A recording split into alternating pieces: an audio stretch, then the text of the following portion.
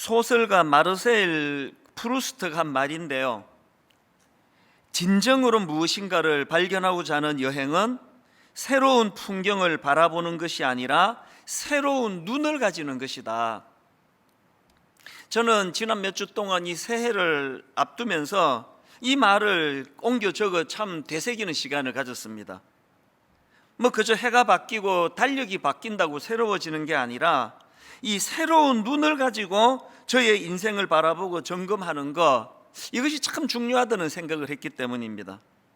그래서 진정으로 무엇인가를 발견하고자 하는 여행은 새로운 풍경을 바라보는 것이 아니라 새로운 눈을 가지는 것이다. 저와 여러분 이 새해를 맞았는데 작년에 그 눈, 늘 익숙한 눈이 아니라 하나님이 주시는 이 시대, 이 상황, 또 올해에 꼭 필요한 새로운 눈을 가지고 하나님과 교회와 또 세상을 바라보는 그런 성도님들이 되시기를 바랍니다. 이게 참 어려운 게요, 엄마의 행복 연습이라는 책에 보면은 사람들은 보통 한 6만여 개의 생각을 가진다. 제가 그 글을 보고 깜짝 놀랐습니다. 이 어마어마한 거 아닙니까?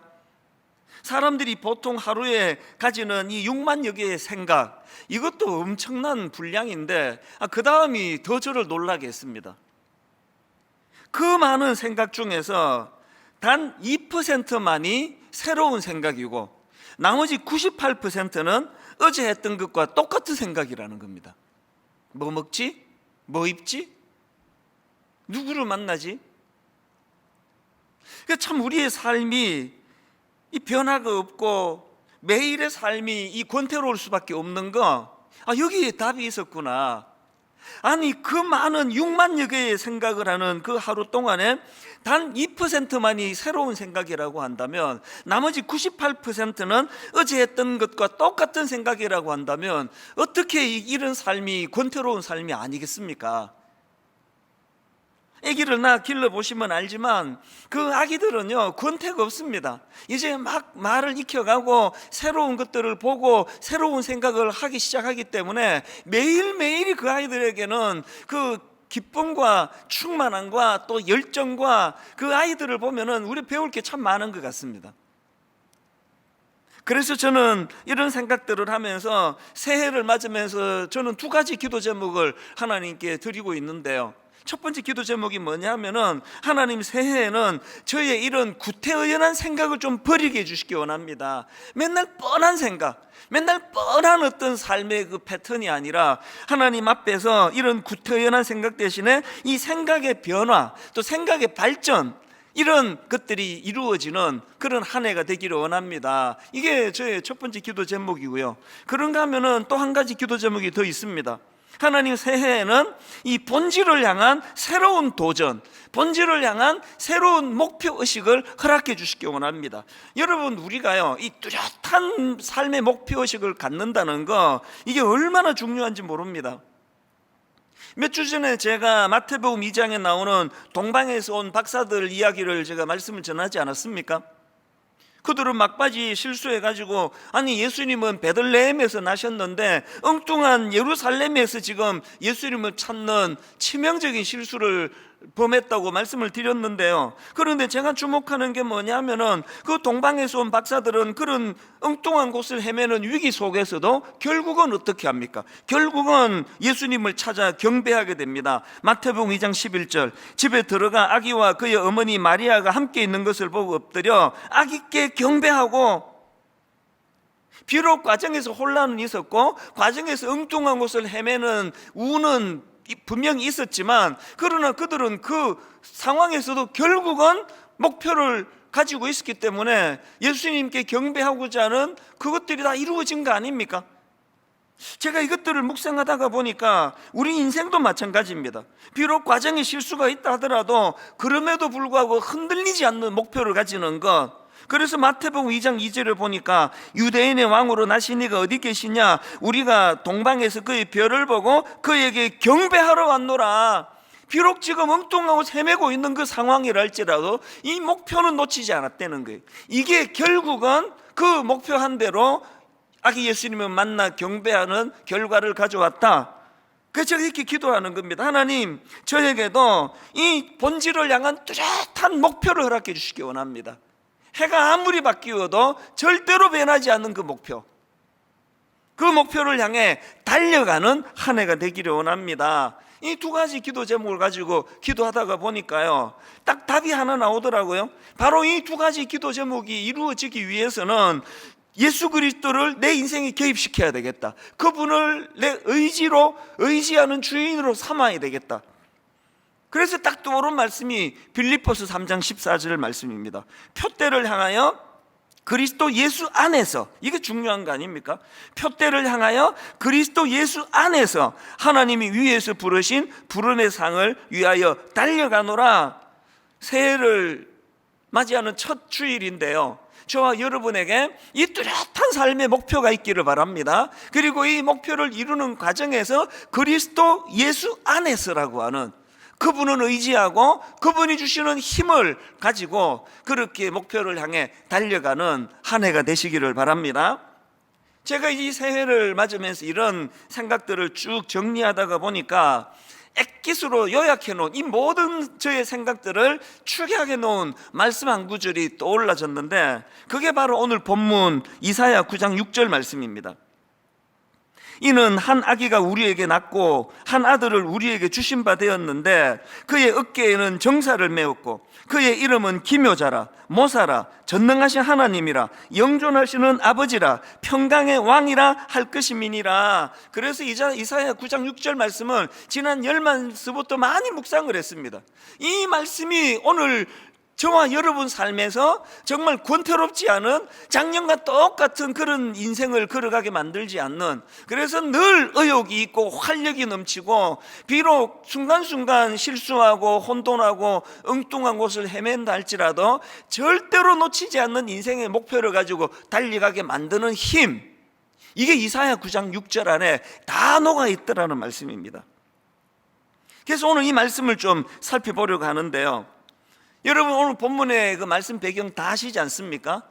오늘 본문은 이 회복을 향한 하나님의 꿈의 선포로 시작되는 오늘 본문입니다. 1절을 보십시오. 이사야 9장 1절.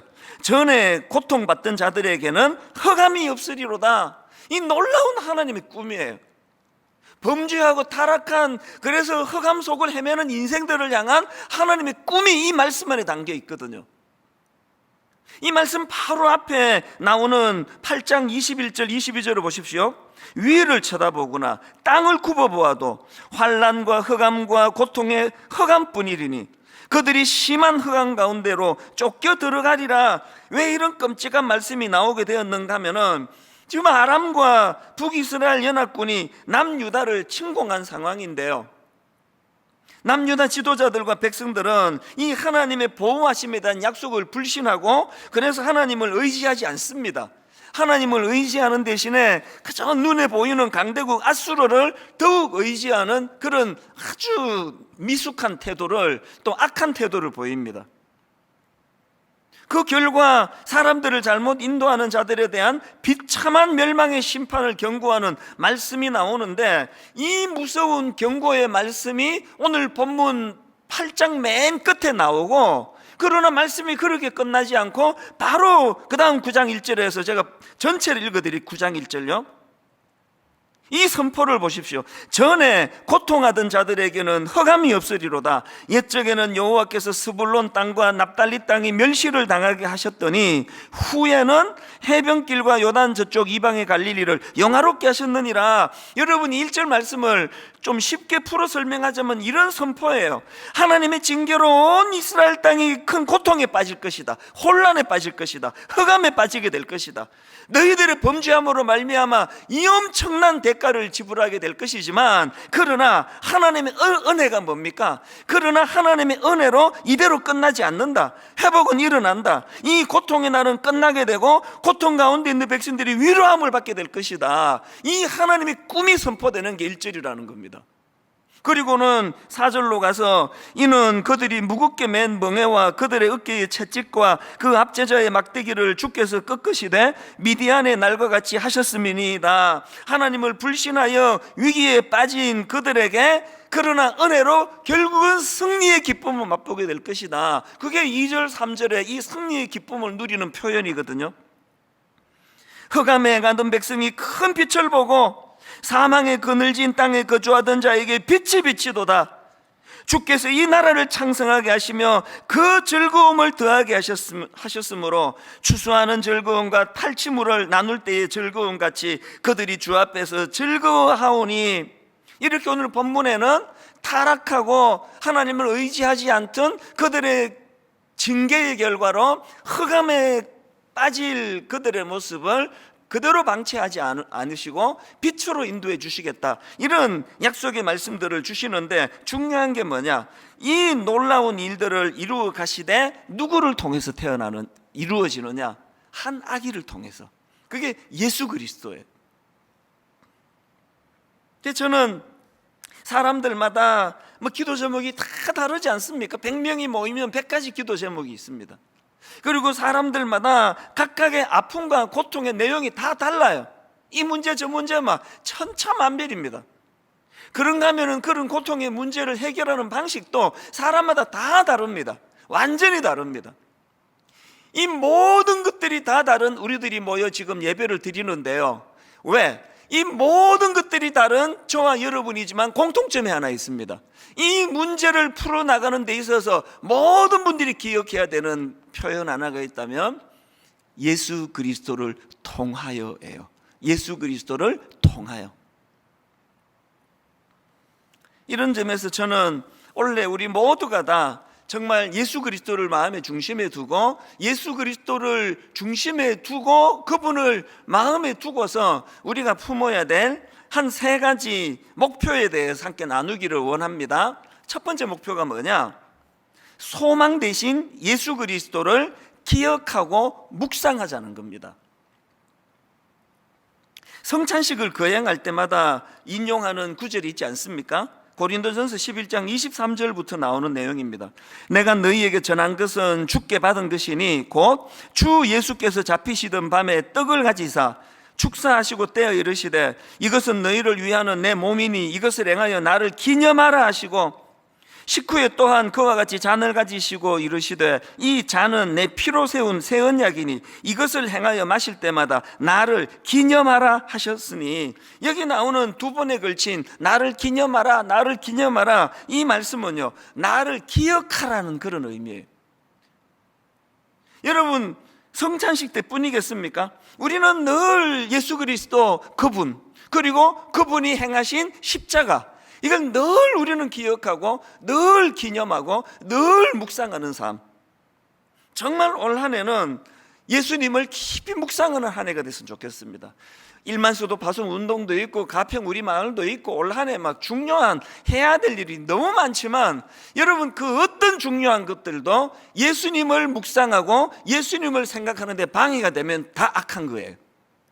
올 한 해는 전 교회적으로 예수님을 집중해서 묵상하는 것, 예수님을 집중해서 마음에 기억하고 생각하는 것.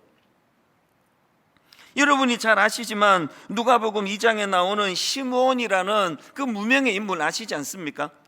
누가복음 2장 25절 26절을 보십시오. 예루살렘에 시므온이라는 사람이 있으니 이 사람은 의롭고 경건하여 이스라엘의 위로를 기다리는 자라, 성령이 그 위에 계시더라. 그가 주의 그리스도를 보기 전에는 죽지 아니하리라는 성령의 지시를 받았더니, 여기 보면 이 무명의 인물 시므온을 이스라엘의 위로를 기다리는 자라고 언급하고 있는데요, 이스라엘의 위로라는 것 바로 약속하셨던 메시아가 오시는 거 아닙니까? 그래서 26절에 그는 그리스도를 보기 전에는 죽지 않을 것이라는 성령의 지시를 받았다, 이렇게 되어 있는데, 그야말로 이 시므온의 강력한 특징은 밤낮으로 주님 오심을 기다리고 묵상하던 인물이에요. 밤낮으로 주님 오시기를 묵상하고 기다리던, 그래서 이 별 기록도 없고 참 상상해 보건대 초라해 보이기까지 하는 이 인물이 너무나 아름다운 겁니다. 밤낮으로 주님을 묵상하고. 그래서 저는 올 한 해 저와 여러분 모두가 다 히브리서 12장 2절 믿음의 주요 또 온전하게 하시는 이인 예수를 바라보자, 정말 이런 한 해가 됐으면 좋겠습니다. 올 한 해는 분당 우리 교회에 이 향후에 운명이 걸려 있는 해라고 말해도 과언이 아니고 과장 아닌 거 아닙니까? 이제 30개 교회로 얼마나 아름답게 교회가 잘 은혜롭게 나누어지고, 더 중요한 건 성도님들의 이 염려와 걱정과 우려를 뛰어넘는 성령님의 온전한 인도하심을 경험하는 그런 해가 되기를 바라는데요, 여러분 그러고 싶으세요? 그런 열매를 기대하십니까? 그런 결과가 있기를 바랍니까? 예수님을 집중하여 묵상하시기 바랍니다. 믿음의 주여, 또 온전케 하시는 이 예수를 바라보자. 그래서 그 시므온처럼 날마다 의롭고 경건하여 이스라엘의 위로를 기다리는, 다른 말로 하면은 오실 메시아 예수 그리스도를 기다리는 그의 삶이 절대로 그를 초라하지 않게 만든 것처럼,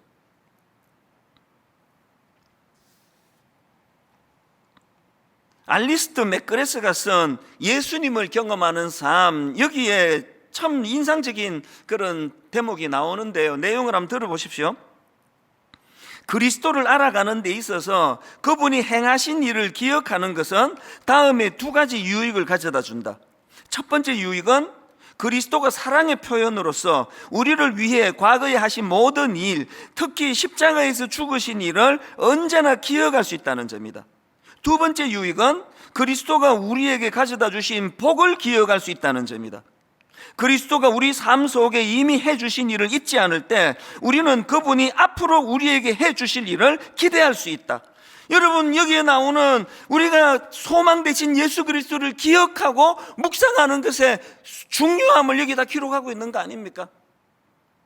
그냥 평탄한 길, 순탄하게 살아가는 길, 이거 구한다고 그렇게 되는 거 아닙니다.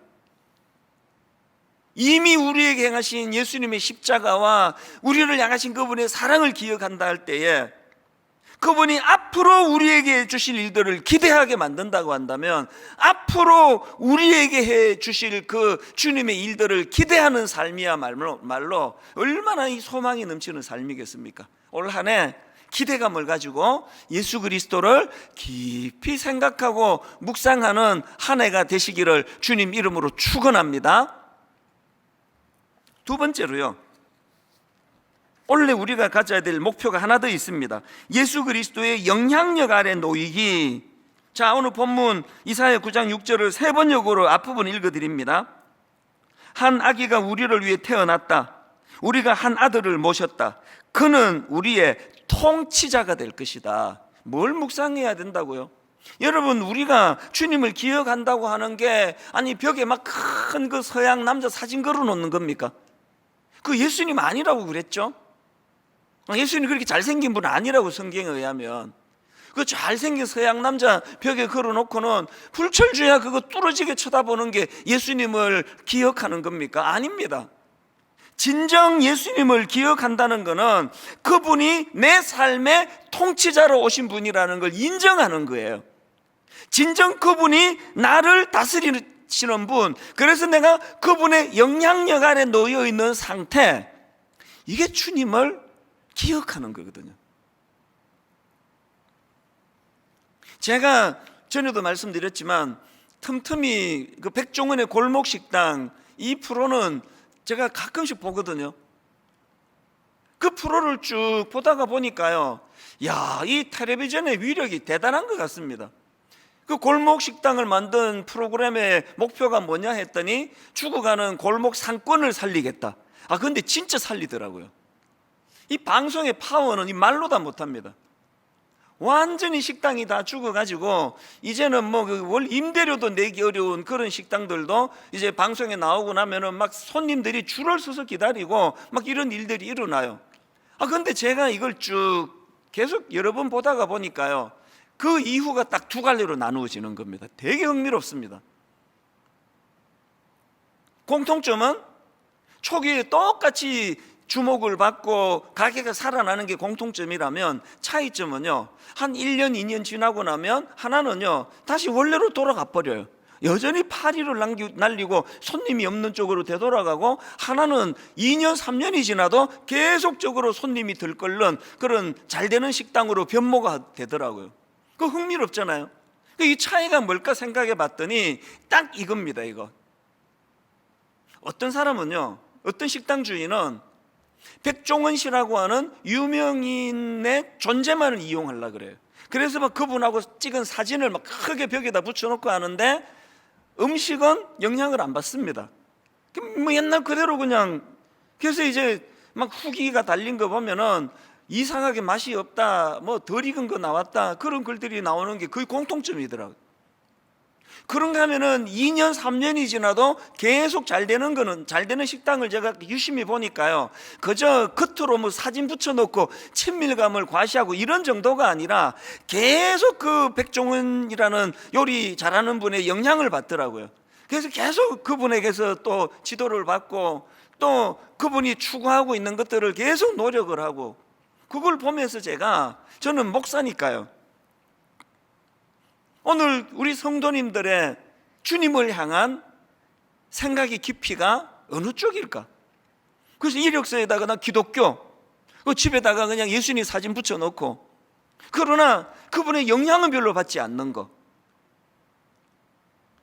우리가 깊이 돌아보고 점검해야 될 모습들 아닙니까? 그렇기 때문에 저와 여러분 모두가 다 정말 우리가 예수님을 깊이 생각하고 그분을 묵상한다면 우리는 그분의 영향력 아래 놓여 있는가? 이거 점검하셔야 됩니다. 오늘 본문이 너무너무 좋은 잣대 아닙니까? 6절 후반부 한번 자세히 보십시오. 그의 이름은 기묘자라, 모사라, 전능하신 하나님이라, 영존하시는 아버지라, 평강의 왕이라 할 것임이라. 여러분, 여기 나오는 기묘자라, 모사라, 영어 성경으로는 원더풀 카운셀러 아닙니까? 내가 진짜 그분을 묵상한다고 한다면, 내가 진짜 그분을 마음에 깊이 생각한다면 그분이 영향을 받는 거예요. 너무나 혼란스러운 이 시대에 도대체 내 머리로는 풀어갈 수 없는 그 예수 그리스도가 주시는 이 지혜, 이거 구해야 되는 거 아닙니까? 저는요, 분당우력이 개척한 이후로 이 원더풀 카운셀러라는 이 말씀의 의미를 너무나 많이 경험한 사람입니다. 지난 19년 분당 우리 교회를 제가 담임하는 그 과정에서 이거 도저히 이 미련한 제 머리에서 나올 수 없는 놀라운 하나님의 그 카운셀러 되시는 그 주님의 번뜩이는 지혜로 위기를 풀어나간 게 한두 번이 아니거든요. 분당 우리 교회와 이찬수 목사의 목회는요, 이찬수 목사의 목회가 아닙니다. 이건 전적인 통치자 되시는 예수 그리스도 그분의 지혜, 그분의 지혜로 이루어진 목회예요. 그런가 하면은 그 다음 나오는 이 놀라운 선포, 전능하신 하나님이라. 여러분, 우리가 지혜도 필요하지만 그분의 능력이 필요한 거 아닙니까? 그런가 하면 영존하시는 아버지, 평강의 왕. 우리가 예수 그리스도의 영향력 아래 그분이 주시는 지혜와 그분이 주시는 능력과 그분이 우리에게 덧입혀 주시는 이 피스메이커로서의 역할을 마음속에 다짐하게 되는 거, 이게 다 영향력의 문제입니다. 여러분, 기왕의 그 골목식당이라는 프로에 출연을 한 식당 주인 같은 삶을 살고 싶으시다면 그저 바짝 사진 찍어 놓은 거 벽에 붙여두는 그런 식당 같은 신앙인이 아니라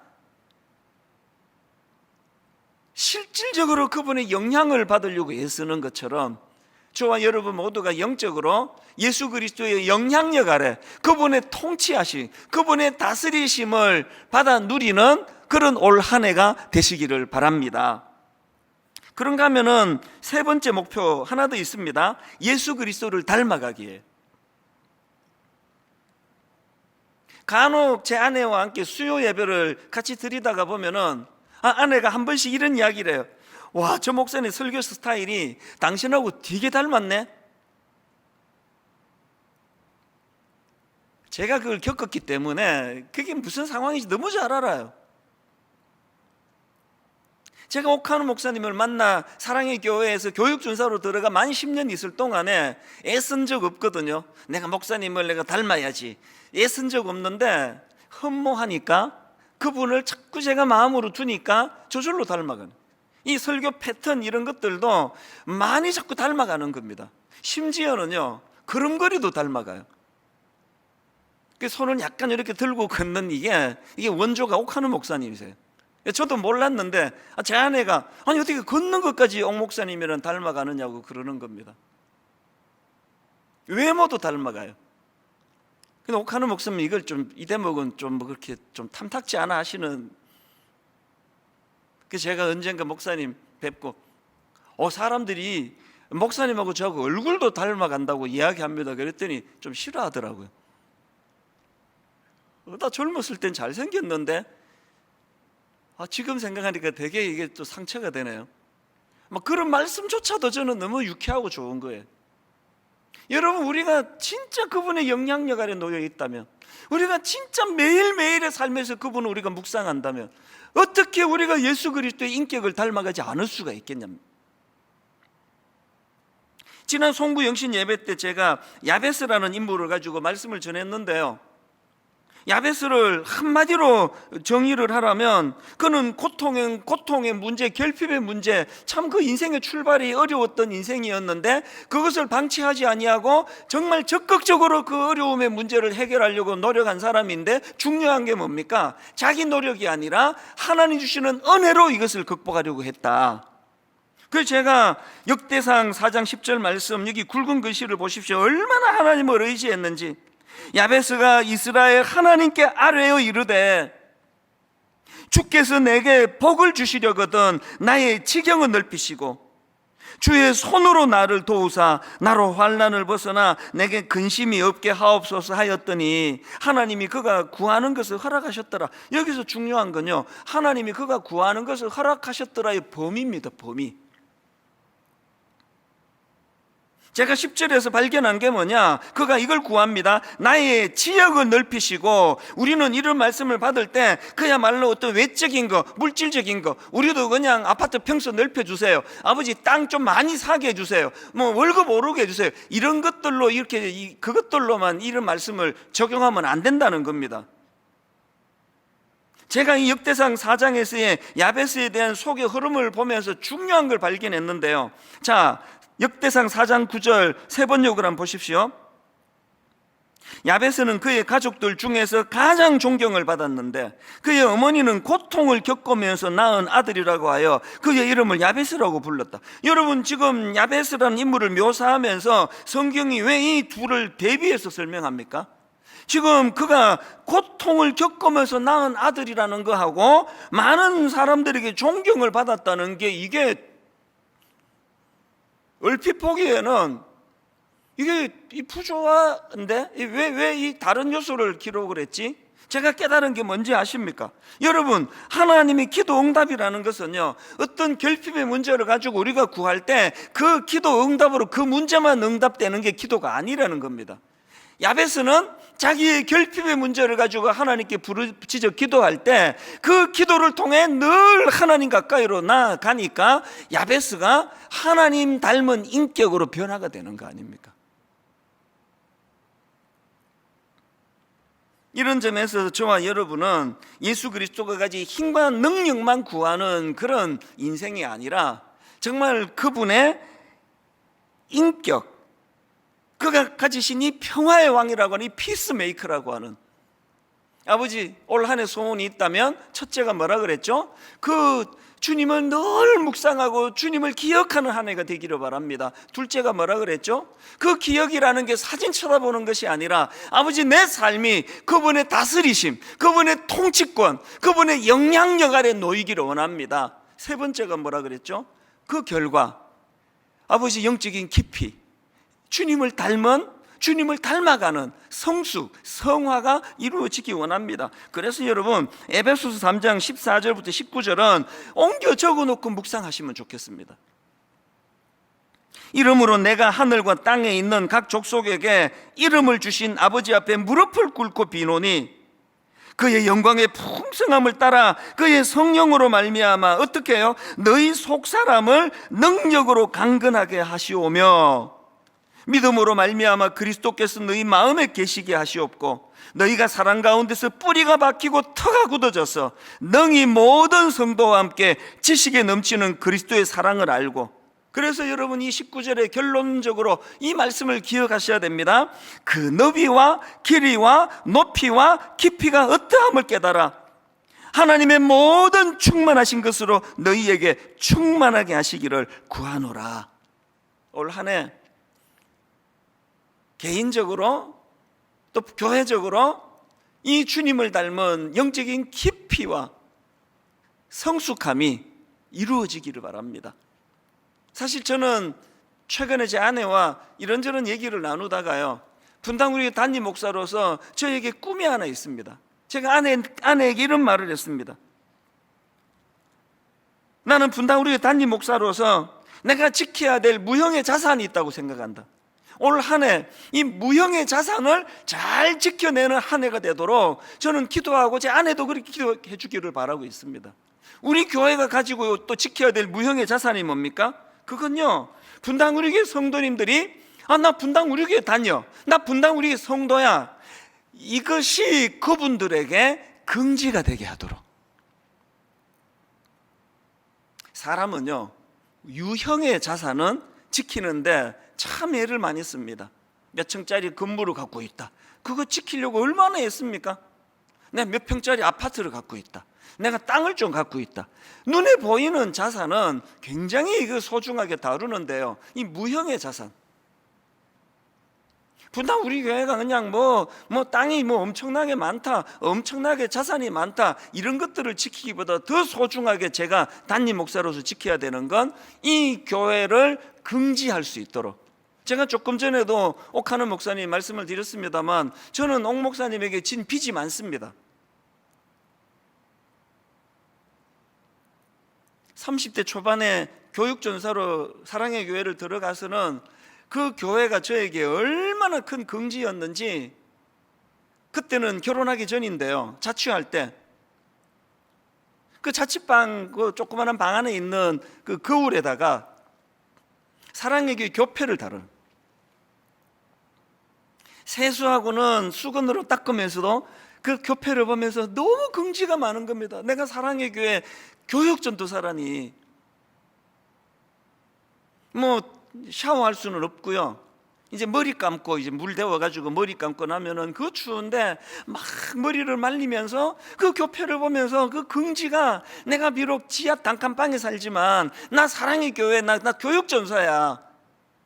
10년 동안 옥하는 목사님께서 내가 사랑의 교회 교육자라고 하는 이 긍지, 이것을 지키도록 해주신 게 내게 가장 큰 빚이에요. 이 빚을 제가 갚아야 되는 거 아닙니까? 저는 분당 우리 교회 성도님들이 나 분당 우리 교회 다녀, 누가 묻지도 않는데 회사에 가가지고 나 분당 우리 교회 성도예요, 이거를 빼앗는 짓은 가장 잔인한 짓이라 생각합니다. 제가 아내에게 이런 마음의 소원을 나누다 보니까 하나님께서 주시는 마음에 너무너무 벅찬 소원이 있더라고요. 여러분, 우리 내면에 이런 마음의 소원이 있다면, 그래서 담임 목사부터 시작해서 장로님들로부터 시작해서 모든 성도님들이 분당 우리 교회에 대한 이 보이지 않는 무형의 자산, 우리 교회 다니는 게 나는 긍지예요, 나는 우리 교회 다니는 게 자랑스러워요, 이렇게 하는 것을 빼앗지 않기 위해서는, 이 무형의 자산을 지키기 위해서는 어떻게 해야 됩니까? 예수 그리스도가 다스리시는 교회, 예수 그리스도가 주인이신 교회, 담임 목사가 너무 설치지 않는 교회, 담임 목사가 그 주인 되시는 예수님의 뜻을 받들어 섬기려고 애쓰는 교회. 올 한 해 목표 나왔죠? 저와 여러분 모두가 다 이 소중한 무형의 자산을 잘 지켜나가는, 그러기 위해서는 우리가 예수님을 묵상하는, 우리가 예수님을 닮아가려고 노력하는 그 한 해가 돼야 되는 거 아닙니까? 결론을 이렇게 맺습니다. 삶의 어떤 순간에도 하나님, 이 책에 보면은요, 다니엘과 세 친구가 풀무불에 던져지는 그 다니엘서 3장 내용을 가지고 아주 흥미로운 글 하나를 만드는 것을 제가 보게 되는데요, 처음에는 이게 좀 너무 단순해서 좀 유치하다는 생각도 들었는데, 이게 계속 묵상할수록 너무 묘미가 되는 겁니다. 자, 한번 읽어볼게. 들어보세요. 몇 명이 불 속에 들어갔는가? 3명. 불 속에 몇 명이 보였는가? 4명. 그 네 번째 사람은 누구였는가? 예수님. 몇 명이 불 속에서 나왔는가? 3명. 그렇다면 예수님은 어디에 계시는가? 지금도 여전히 불 속에 계신다. 그리스도께서 친히 불 속에 계시기 때문에 우리는 불타지 않을 것이다. 우리가 어떤 불을 통과하든 주님이 동행하실 것이다. 이 말씀을 계속 제가 묵상을 하는데요. 자, 한 번만 더 들어보시겠습니까? 몇 명이 불 속에 들어갔는가? 3명. 불 속에 몇 명이 보였는가? 4명. 그 4번째 사람은 누구였는가? 예수님. 몇 명이 불 속에서 나왔는가? 3명. 그렇다면 예수님은 어디에 계시는가? 지금도 여전히 불 속에 계신다. 그리스도께서 친히 불 속에 계시기 때문에 우리는 불타지 않을 것이다. 우리가 어떤 불을 통과하든 주님이 동행하실 것이다. 올 한 해 여러분 위기 때마다, 어려움이 찾아오는 순간순간마다 오늘 불 속에서 우리의 고난, 우리의 고통, 그 다니엘과 세 친구를 보호해 주신 그 하나님의 보호하심이 저와 여러분과 함께 하심을 기억하는 한 해가 되시기를 바랍니다. 에른스트 블로우라는 철학자가 이런 말을 했습니다. 희망은 모든 인간의 행위 속에 들어있는 신적인 힘이다. 희망은 모든 인간의 행위 속에 들어있는 신적인 힘이다. 지난주 말씀드렸던 자넷 어스킨 스튜어트의 말도 같이 기억하시면 좋겠습니다. 기쁨은 고통의 부재가 아니라 하나님의 임재이다. 기쁨은 고통의 부재가 아니라 하나님의 임재이다. 이 사실을 기억하고 예수 그리스도가 내 마음에 계심으로 주 예수 내 마음에 계셔. 그 주님과 동행하는, 그래서 참 형통의 복을 누리는 한 해가 되시기를 바랍니다. 새해의 이 설교 후 첫 찬양을 저는 이 찬양으로 부르기를 원합니다. 주님 나를 부르시니 두려움 없이 배에서 나아가리라. 주님 나를 부르시니 주님 내게 오라시니 주님 여기 계시기에 이 깊은 바다가 반석이 되고 주님 여기 계시기에 반석 위를 내가 걸어가리라. 여러분, 풍랑은 내가 어떻게 잠재울 수 없다 할지라도 주님의 손을 잡고 그 풍랑을 견디는 일을 할 수 있지 않습니까? 가사를 생각하시면서 우리 한번 이 찬양 같이 불러드리기 원합니다. 마음을 담아 찬양합니다. 주님 나를 부르시니 주님 나를 부르시니 두려움 없이 배에서 나아가리라. 배에서 나아가리라. 주님 나를 부르시니 주님 내게 오라시니 주님 내게 오라시니 주님 보고 계시기에 주님 보고 계시기에 의심치 않고 바다를 걸어가리라. 여러분, 풍랑치는 인생의 고비고비마다 주님 보고 계시기에 주님 여기 계시기에 여러분 인생길 가운데 이렇게 선포하기 원합니다. 주님 여기 계시기에 이 깊은 바다가 반석이 되고 고비고비마다 주님 여기 계시기에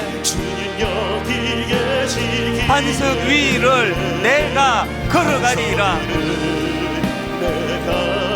여러분 이렇게 선포하기 원합니다. 주님 여기 계시기에 저 거친 파도가 반석이 되고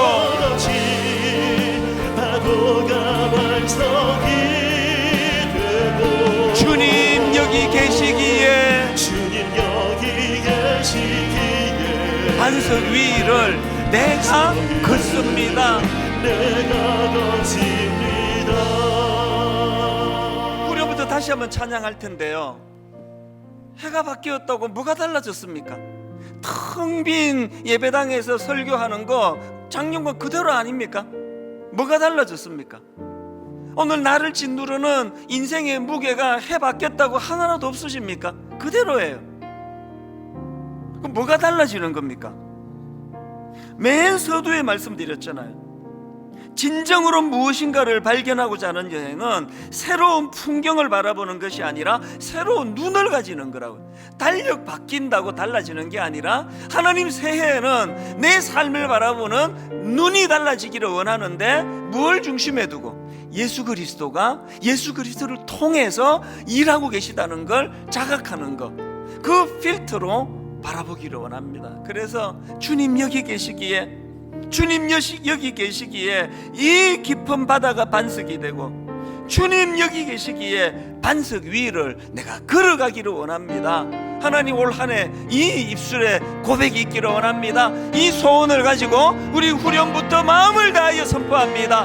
주님 여기 계시기에, 주님 여기 계시기에 이 깊은 바다가 반석이 되고, 바다가 반석이 되고, 주님 여기 계시기에 주님 여기 계시기에 반석 위를 내가 걸어가리라.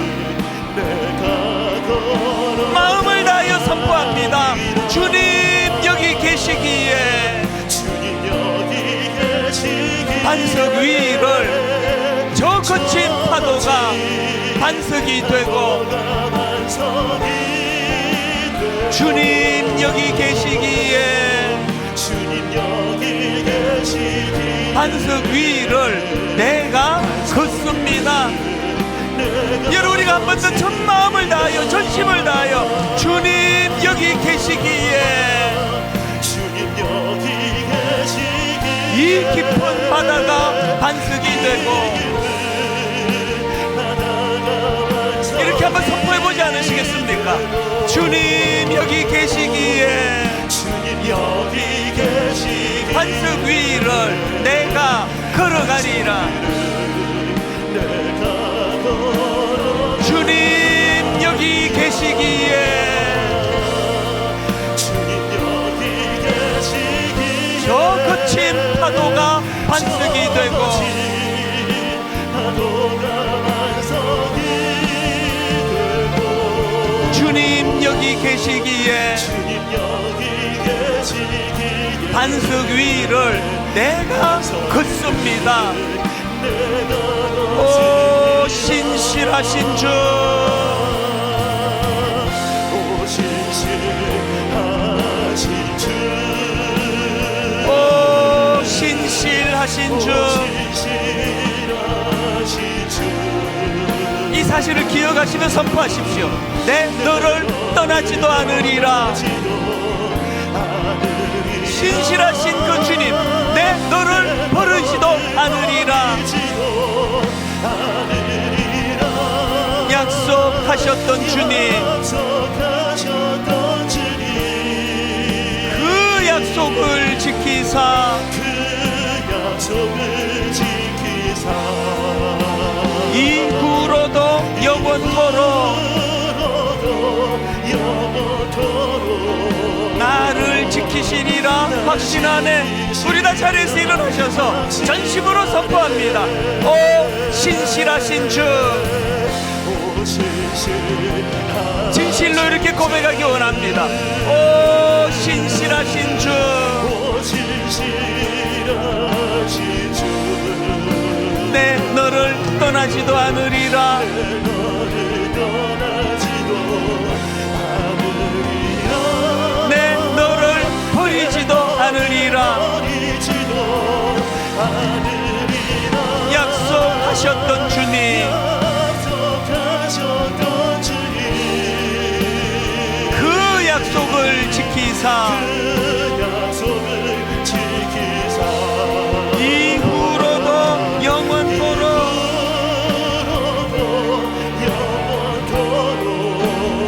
나를 지키시리라 확신하네. 이후로도 영원토록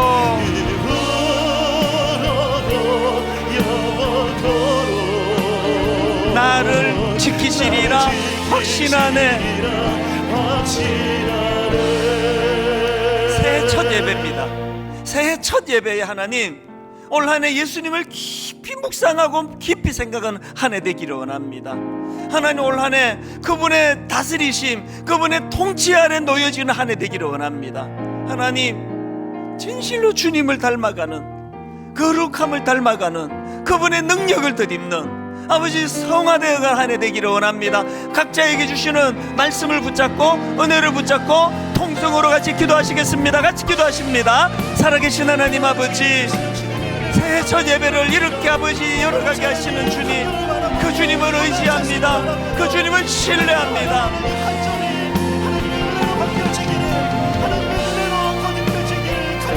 우리가 지켜내야 될 가장 소중한 가치가 있다면 예수 그리스도가 내 삶의 주인이시라는 사실입니다. 그분을 묵상하며, 그분을 깊이 묵상하며 나가기를 원합니다.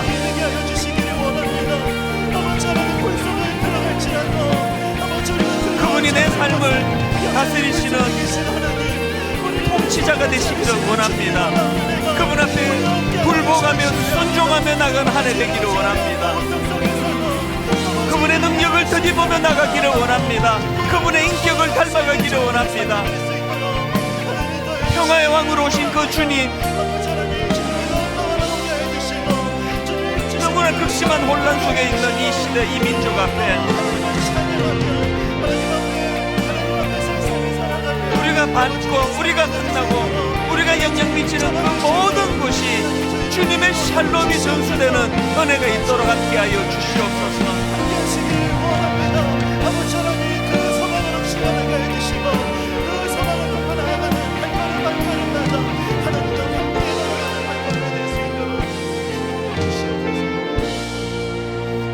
고마우신 하나님 아버지, 해는 바뀌었지만, 달력은 바뀌었지만 우리들 삶의 무거운 짐은 여전한데, 오늘도 하나님 앞에 이 짐을 혼자 허덕이며 끌고 가는 고독한 인생길이 아니라 주님을 묵상하며 그분이 내 삶의 주인이 되시고 나를 다스리시는 분이신 분 인정하며, 부족하지만 그분의 인격을 닮아가려고, 그분의 능력을 덧입으려고 애쓰고 노력하는 그 과정 속에 하나님, 비록 우리를 엄습하는 풍랑은 잠잠케 할 능력이 없다 할지라도 주님의 손을 붙잡고 그 풍랑에 아버지 도전하며 걸어가기로 결단하는 믿음은 가능한 줄로 믿습니다.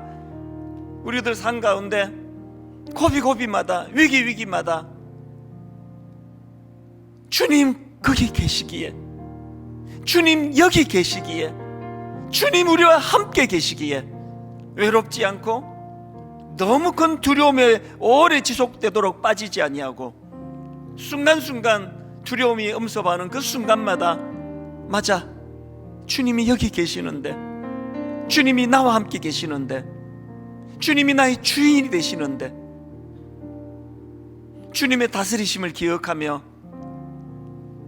때리시고 또 어루만 주시는 그 은혜를 기억하며, 우리의 범죄함으로 때로 어둠에 빠져 있다 할지라도 빛으로 인도해 주는 그 주님을 기억하며 그렇게 힘을 얻어 달려가는 그런 올 한 해가 되도록 인도하여 주시옵소서. 모든 성도님들, 예배하는 성도님들 마음속에 이 소망을 허락해 주심으로 말미암아 다시 한번 달려갈 수 있는 아버지 마음의 확증, 이 믿음을 허락해 주시는 올 한 해 되도록 인도하여 주시옵소서.